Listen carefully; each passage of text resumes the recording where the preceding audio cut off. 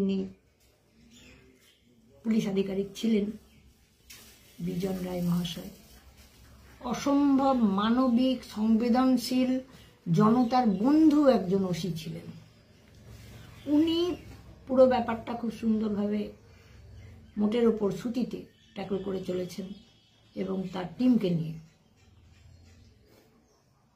জনসাধারণের বন্ধুই ছিলেন বিজন রায়।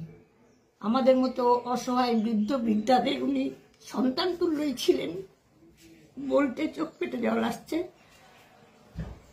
উনার কাছে গেলে বৃদ্ধাদেরকে উনি মা বলে সম্বোধন করতেন। এত তাড়াতাড়ি উনি এখান থেকে বদলি হয়ে যাবেন ভাবতে পারিনি।